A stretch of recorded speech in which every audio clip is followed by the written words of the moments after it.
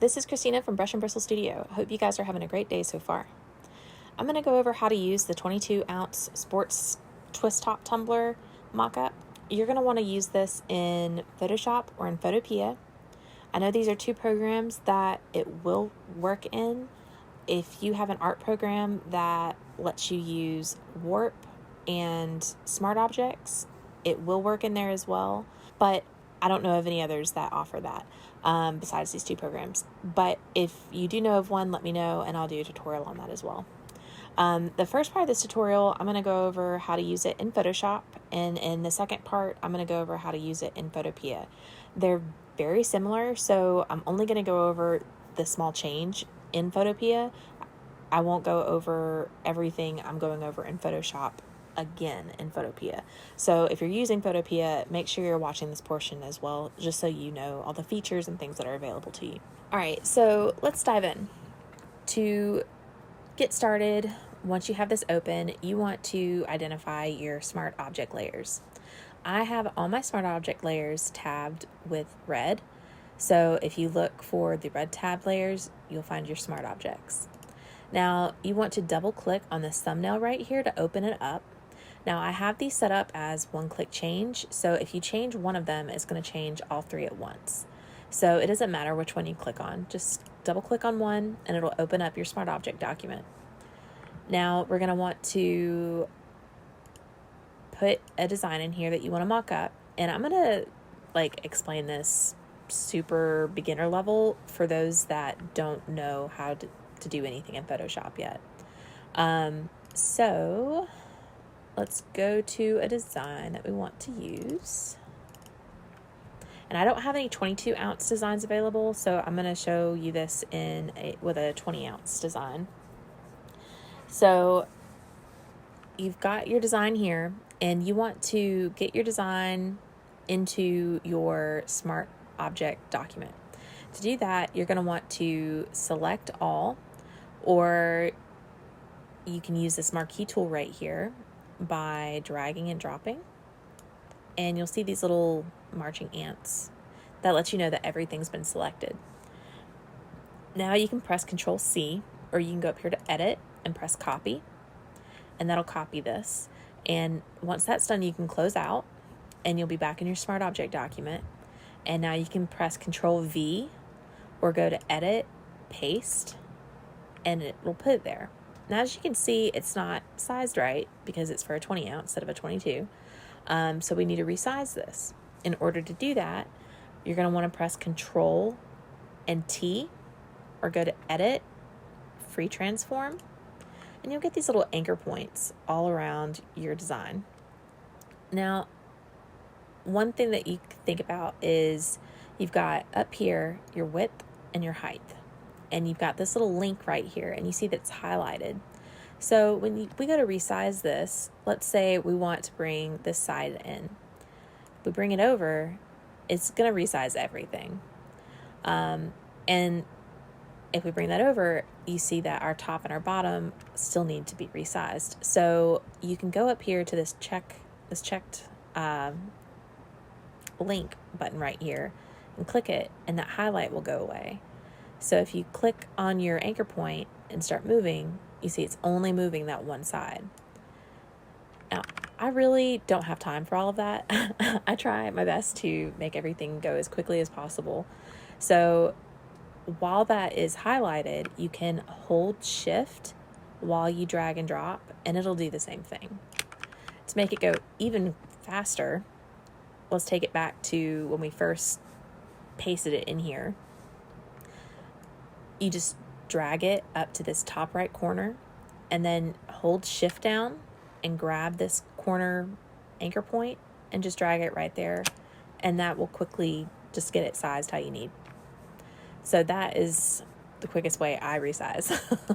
Once you're happy with it, click the check mark right up here, or you can press Enter.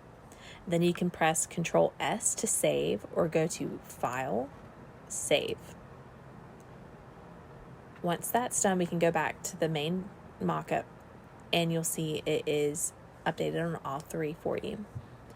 Now, there's a couple things you can do to change this and make it a little bit more your own.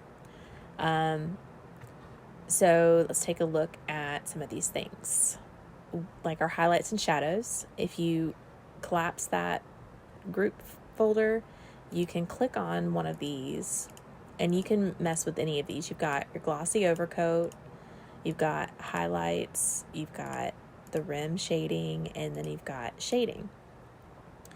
Now, let's say you don't like how glossy this is. So you can go up here to your blending modes. Now you've got, this is set to screen, and for any of these, I would not recommend messing with the blending modes. So I have them set on things that they're okay to be on, but if you were to put it on something else, it could mess with the colors of the design below it. It can do all kinds of funky things. So I would not change that. But you can come over here to the opacity and the fill, and you can change those. So let's say we want to take the glossy, be brighter, and that's really bright.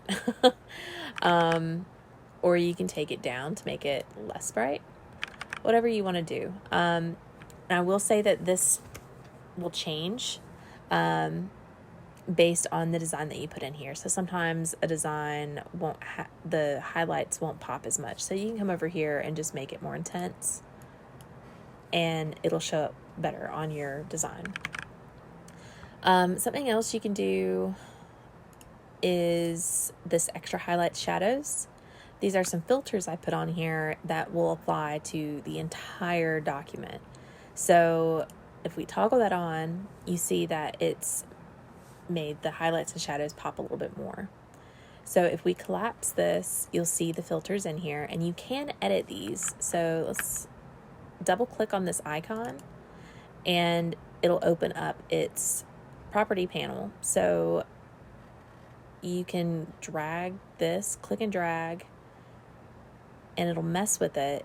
But as you see, it's going to affect absolutely everything in it. So be very careful when you are messing with those filters, because it'll affect everything. But if you tweak it just right, it can really make things pop really nice. So I've got that in there. We're going to turn that off for now. See lids. We've only got the one lid type in there for this. With bottom shadows, you can do the same as you did with highlights and shadows. If you come up to the opacity, you can change this, make it darker. You can even move it, whatever you need to do to get it how you really want. Then you've got your backgrounds right here, and you've got 8 different backgrounds to work with. I'll show you these really fast. I try to give you a nice varied selection to go with all of the different designs that you might do. Now you'll see this layer right here, and you see it's orange tabbed. This is a hue saturation filter I've got on here, and if you turn it on, you see that the color's changed. Now let's say you don't like the green, you want to change it to a different color.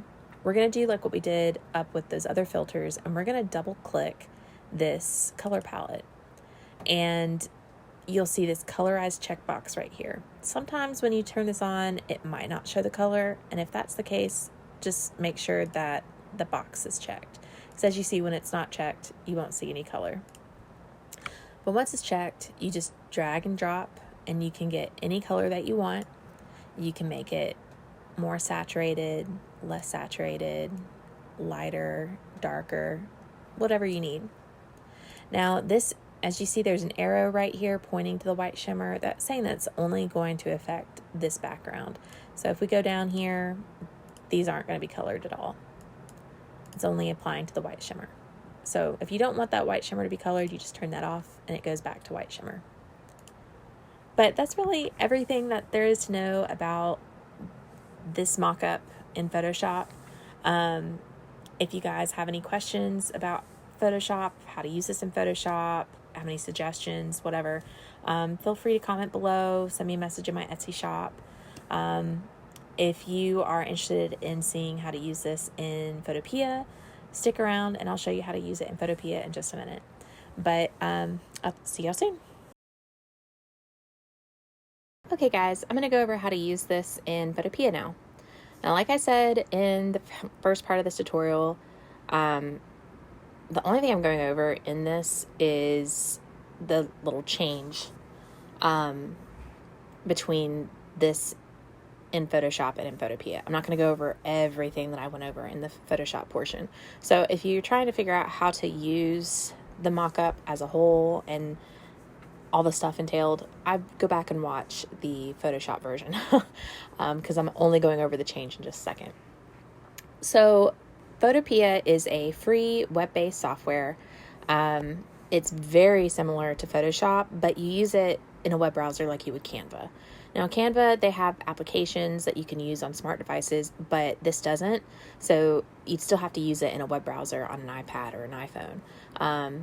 But Photopea is amazing. There is like so many of the tools are the same. So I really like that there's not a big learning curve. Like sometimes when you jump from one art software to another, there's usually like a learning curve, and this doesn't have much of one. So that's another thing that I really like about this, because so much stays the same when you move over from Photoshop to Photopea. So like I said, everything else in here is going to be the same. It's just the process of the smart objects that's going to be different. So if we double click, remember, find those red tab layers, and these are the smart object layers, and you're going to double click on a smart object, whichever one you want, doesn't matter.